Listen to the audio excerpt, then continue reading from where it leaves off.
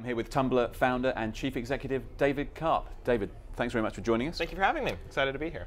Now, for people who aren't on Tumblr, give us a 1-minute beginner's guide. Tumblr is the place to find some of the most aspiring and talented creators in the world. So, most people find Tumblr because they're drawn in by one blog, one phenomenon that explodes on Tumblr, and then kind of clues people into all the other stuff that's going on here. So some of it's independent journalism by folks like C.J. Chiver, some of it's beautiful photography exploring some of the most interesting people in the most interesting cities in the world on a blog like Humans of New York.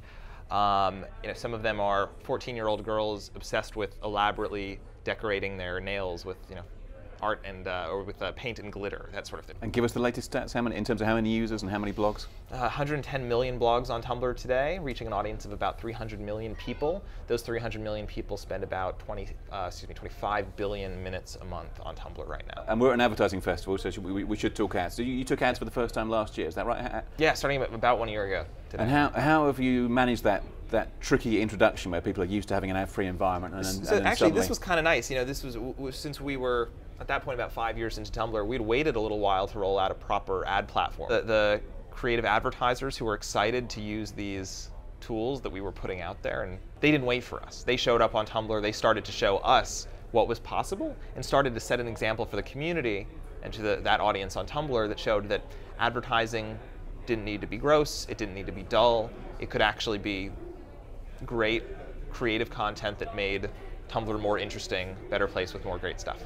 And clearly the massive changes at Tumblr this year with the purchase by Yahoo for $1.2 billion. We're excited, yeah. And they see that what Tumblr is something that's very close to Yahoo's legacy, their heritage, and all of the resources that they built. So they see an opportunity to drive Tumblr faster than we could possibly go on our own today. Is there a downside in the sense that now you're owned by a media giant like Yahoo, that people no longer see you as the underdog or the new kid on the block? Suddenly you're part of a big corporate beast. Look, we're incredibly excited to be a part of something bigger and all of the things that brings with it. With that, at the same time, it's going to be on us to really assert our independence, show our community, and show the world that we are our own thing, our own idea, and we mean business. How do you kind of stay motivated once you've done a deal like that?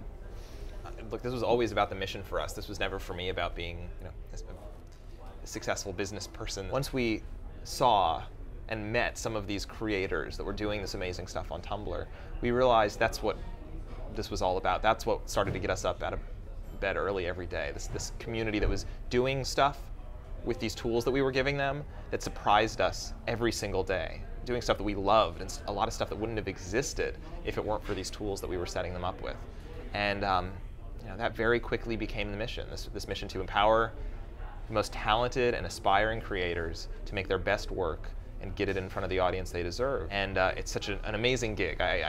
Nothing would make me happier than still being employed by this thing in 30 years.